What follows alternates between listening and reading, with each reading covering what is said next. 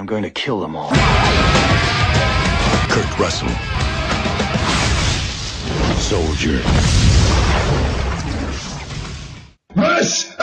The Hardcast. It's time for another confrontationally masculine episode of the Hardcast. I'm your host, Chris, and today I'm joined by Victor. Yeah, I think it's better if you're the host. And Steven. The man whose knight is so Xeno.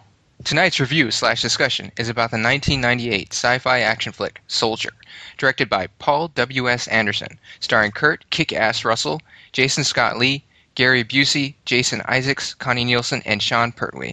Written by David Webb Peoples. Set in the not-too-distant future, infants are selected at birth and trained to become the most disciplined and effective killing machines known to man. Fast forward 40 years, Sergeant Todd and his veterans have been replaced by a new batch of genetically engineered soldiers. Todd is dumped on a trash-filled planet, but soon finds a home with a ragtag group of good-hearted survivors. At first, Todd has difficulty fitting in, but eventually discovers what it is to fight for friends and family, and what it truly means to be human. So, Steven, did Soldier teach you the meaning of fear and discipline, or did you just end up feeling obsolete? That's a good one, man. I did feel obsolete. This movie, man, Jesus Christ. You always start out the reviews saying the same exact things. How is that? This movie, Yeah, you're man, always like, this movie, man, Jesus. And then you really start the review. like I said, this movie was really over the top. From the very start, you see these kids being trained, and I thought I was watching some other movie. I was like, this movie's called Soldier, and you see them as infants, little babies, like right out of the womb or whatever.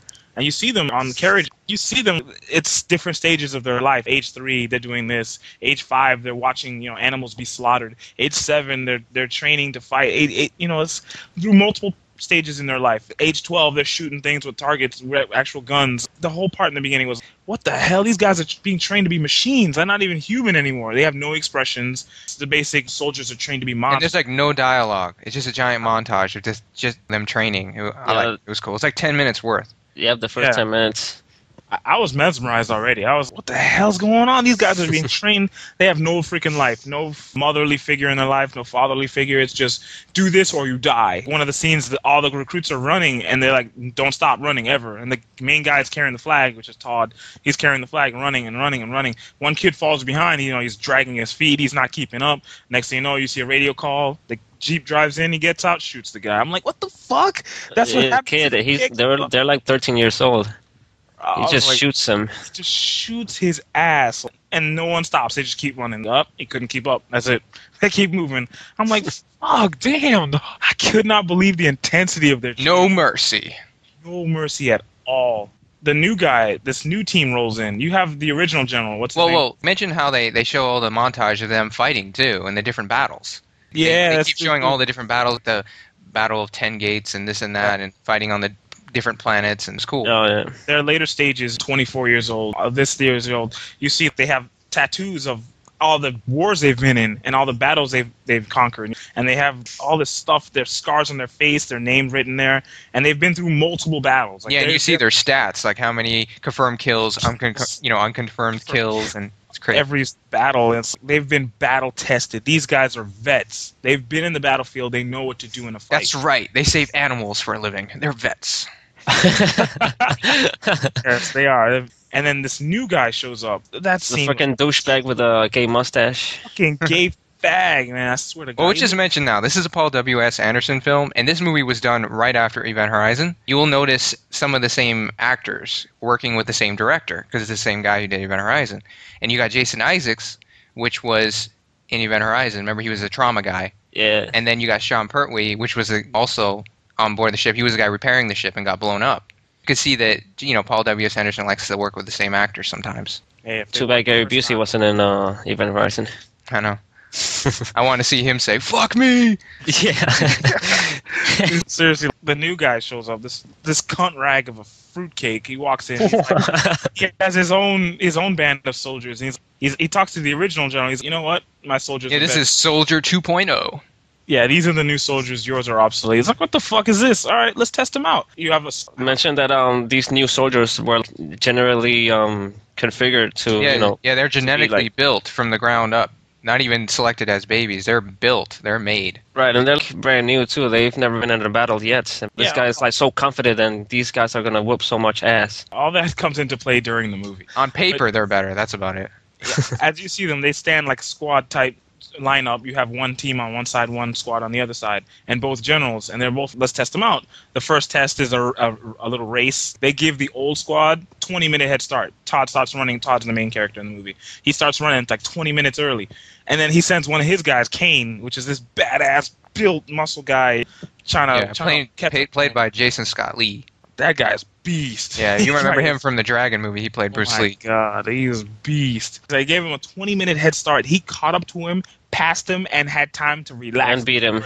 Todd actually made it to the finish line. He was sitting there chilling with his hands behind his back, ready for his next order. And Todd finally showed up. God, with the intensity of the training of these guys. That was 15 miles, man. Yep. Insane. They were running a good distance. When you see them, your heart is with them, the old squad, because you saw their training. As intense as it was, you were with them, and here comes these new guys. They don't have a damn clue, and they just show up and own Todd, which is their best soldier. The generals, the heck are you feeding these guys? You know? Oh man, that scene was crazy. They came out of some quality womb. I'll tell you that much. Oh yes, I don't know what I think quality test tube. test was ridiculous. Victor, get into the chain scene. Well, Not the basically, chain scene from last night. The chain scene from the That one counts. Sure, come on, man. the two generals, the Gary Well, actually, Busey one's and Captain Church and the other one's Colonel Meckham. So it's not generals, just so you guys know. the captain and the colonel. They send the two guys up on top of the chains, basically, and then they tell them, you know what? Let's do a little training. Let's see who can win in a fight. The douchebag is no, it's not fair. Send two more of your guys to see if they can take. One So guy, it's 3-on-1. 3-on-1. So it's 3-on-1. So they all climb the chains and they're all ready to fight. Start fighting, and the guy, what's his name again? Todd? Kane. Oh, Kane, yeah. Kane's whooping their asses. Kane fucking completely whoops their ass. I mean, he takes the two other guys out pretty easily. Todd put up a fight. Yeah, Todd comes up behind him and puts him in like in a chokehold, starts to strangle him, but then he ends up getting his ass whooped too. But he manages to scratch Kane's eye before he goes down. Kicks him down, and he lands on top of one of his other guys. And Yeah, he basically fucks up his eye, and then Todd gets messed up too, and that's pretty much the end of the fight. And then Colonel Meckham's all pissed off at Kane because his eye got fucked up, and he's talking about no more depth perception. It's like, you know how much it costs to breed you, to feed you? And he goes on this long rant.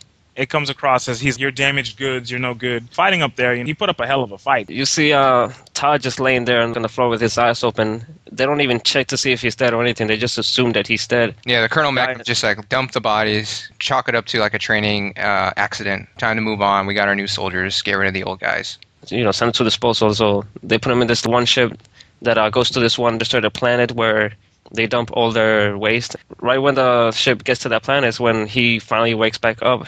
And he's like looking around. He doesn't know what the fuck is going on. What just happened? He sees his two fellow soldiers dead next to him. The hatch opens up. Everything gets dumped on this planet. And this is when the movie really starts to get interesting.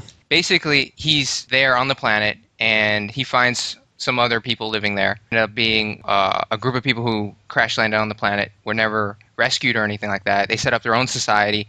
He's trying to fit in with them while recuperating because I'm sure he had broken ribs and whatever. They're trying to embrace him with an open heart, open arms. Yeah, but at the same time, they're all like scared of him. Yeah, they're definitely scared of him because he doesn't know how to act around them. They don't know how to act around him.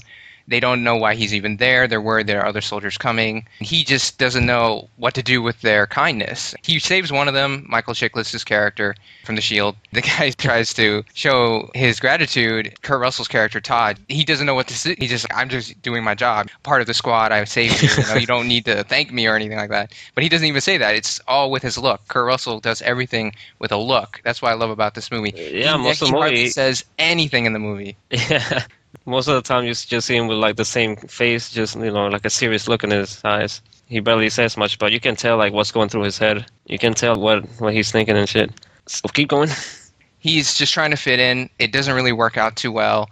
There's some violence going on as far as he almost kills one of the guys when he's training. Everyone sees that, especially the matriarch, the lady in charge. They have a meeting. after some other stuff happens too, because the kid almost gets bitten by a snake. Todd has to show him how to kill the snake or whatever. So they didn't see the whole scene, so they didn't know what was going on. There was a misunderstanding with the snake. He was trying to teach the kid how to defend himself so he wouldn't get bitten in the future. They just saw him as like not killing the snake.